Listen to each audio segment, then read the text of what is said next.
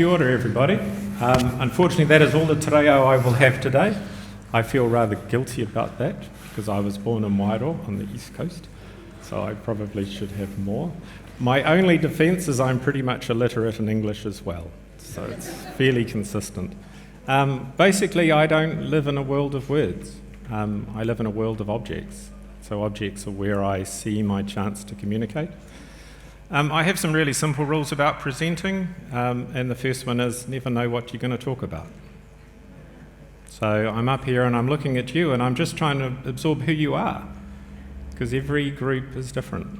Every group have got different aspirations, and you are a complex group. No, I'm afraid I'm just going to have to go for the jugular and see how you get along with it. All right, so what we're going to talk about today initially is a little bit about plastic. Joe hasn't worked with me before, so he gave me a brief of what I was to talk about, and he assumed I would. So we won't be doing that, so we'll start with that and then we'll go somewhere else. And in effect, that's why I like to make things. They're really experiments. So a lot of people at the moment talk about design thinking, especially in Wellington. It's very clicky. As a designer, I don't know what they mean. Sitting there going, what's design thinking? And they're like, well, you know, we're like designers, we think like you guys. And I'm like, design isn't thinking for me. I have an idea and then I try and do an experiment to inform the idea, and then I reflect on what happened in the experiment, and then I have some more ideas, and then I change what I'm thinking, and then I do more experiments and talk to more people and show more people things. So I would love to see people who are doing design thinking just doing design. Really, I think that's what they're doing. Yeah, it's great. Welcome. We need more designers, so that's cool. So I'm going to talk a little bit about products, and this process of when you start making something, it teaches you things you didn't expect, which is a great experiment. Very boring an experiment that does what you thought it would, because all that does is confirm that you were right and your knowledge was complete. If you do something and it does something you didn't expect, it means there's a hole in your knowledge and you've just discovered something new. And that's really interesting. So this is a loudspeaker here. So for me, I live in a world of emotions, so I'm very interested in how things look and feel to other people. I argue that I work in a world of desires, so the desires of the machine, the materials, and the peoples that respond to them. So this was christened or thought about for an Ella Fitzgerald and Louis Armstrong song, Dancing Cheek to Cheek. It's one of my favourite songs, and so this was a reaction to that. I did it on a piece of software that a 4-year-old can use, and I've seen a 4-year-old use, that is free and that you can run on a phone. So the CAD level is 0, pretty much. You use sliders, and you start with an object and you just move the sliders and it changes. So I thought, hey, that's pretty cool. At the university, we have about 80 printers, so I thought, look, I'm going to take one over summer, which is what I always do, take the new stuff. Took it home, put it in my garage, and started printing. I thought, I want to print something big, just to do something bigger. That was really what I thought would be good. I used a timber filament, so it's wood flour and PLA resin, so plant-based resins. Printed it out. I had to print it quite small, because it's about a 2.5 grand cheap printer, so it's about 4 different bits. Put it all together and thought, oh, that's pretty cool. Look what I've done.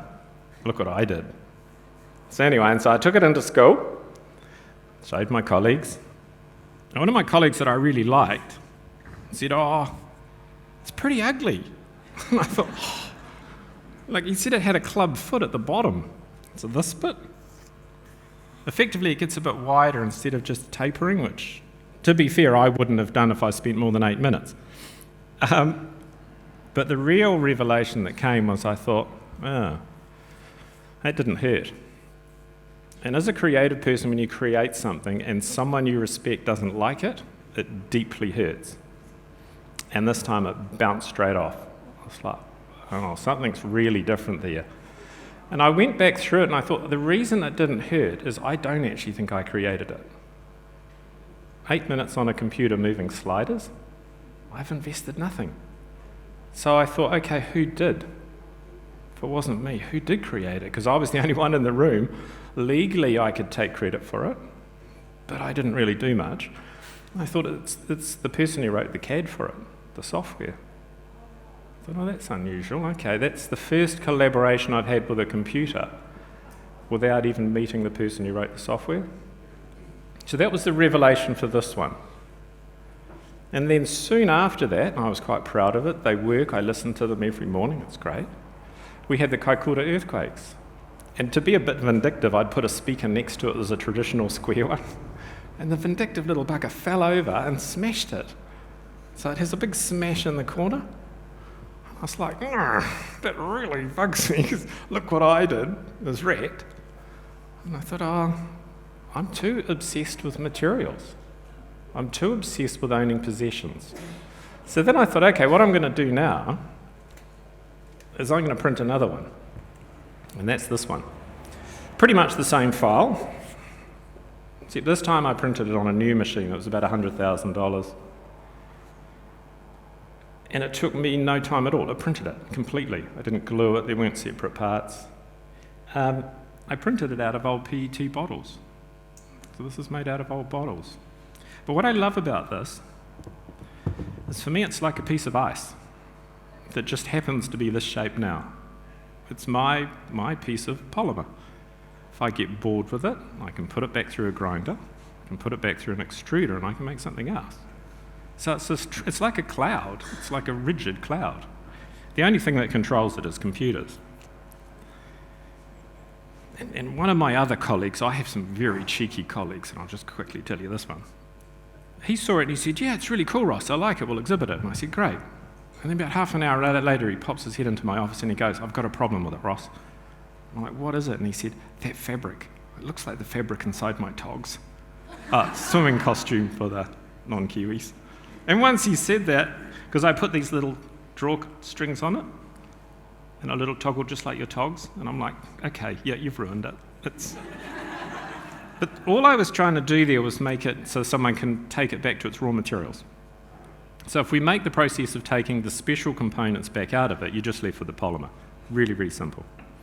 All right, so far that's all been quite reasonable, hasn't it? That's not too provocative. All right, so I'm a university academic, so I try and teach students about this type of thing, and I try and provoke them to think differently.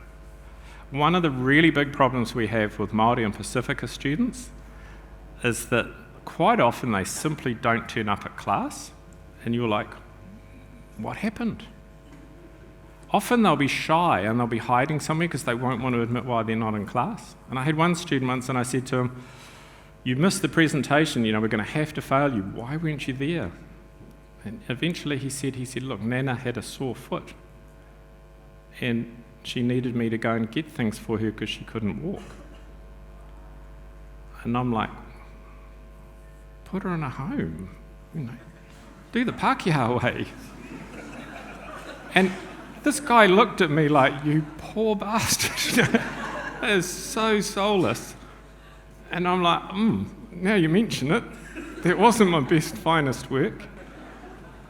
And that's, I think, if you want to talk about this linear versus circular, or this individual versus collective, you hit it in really, really abrupt ways. So the university is only structured for linear. Sausage comes in, sausage performs like proper sausage, sausage goes through. Sausage is bent, slightly strange shape, sausage rejected. And we kind of have to do that because we can't afford to keep the complex ones. But actually it's the complex ones that are probably the ones you want.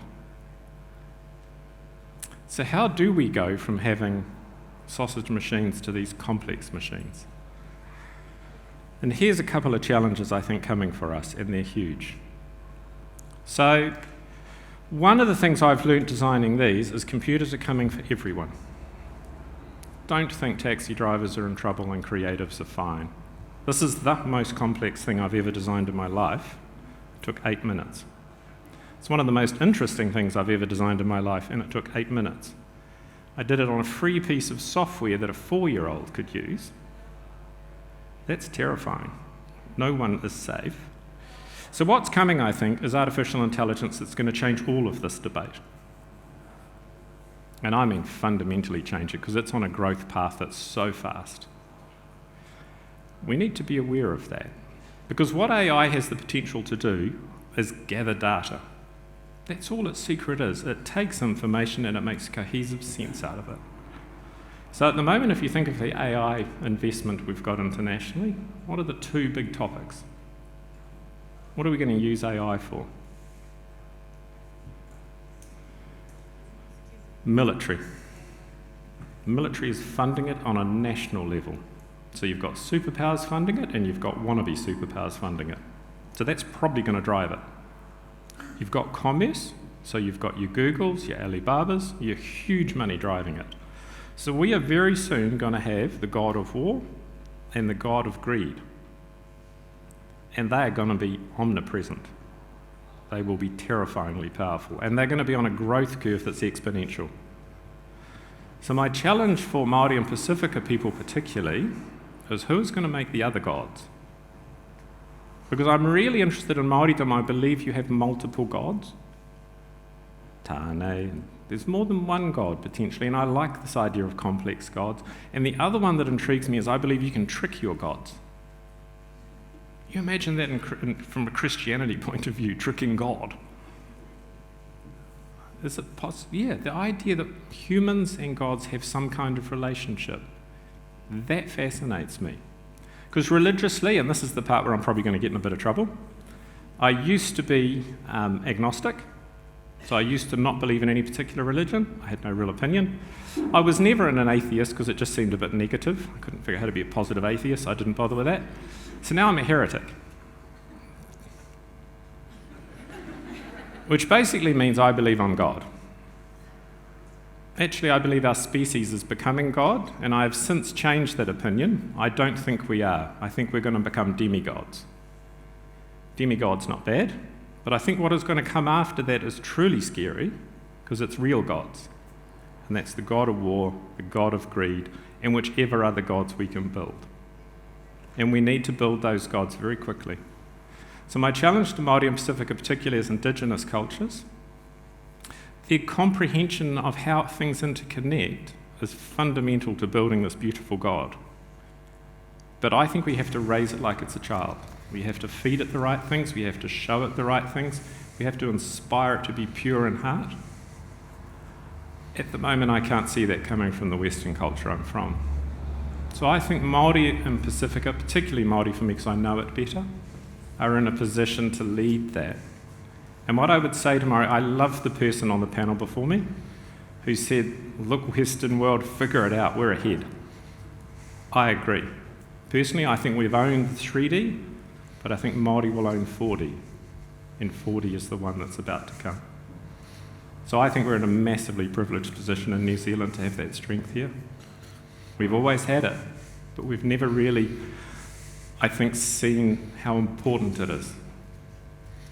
So when I heard the combination of this discussion today, I was like, circular economy, Indigenous knowledge, what a beautiful mix of topics. Just one example of how shallow I am and how scary my culture is and how I at times do worry myself. That student that told me he couldn't come to class because his nana had a sore foot. Yesterday I was contemplating not coming to this. My father had surgery and actually had his leg amputated at 9 o'clock last night. And I thought, can I really say, sorry, Dad, I've got to go to Rotorua tomorrow? And the answer was yeah, because this is really important.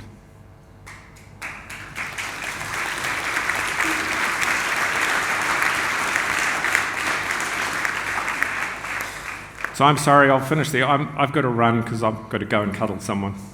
You can figure out who. But what a wonderful event. I hope the rest of it just rocks. It's so important.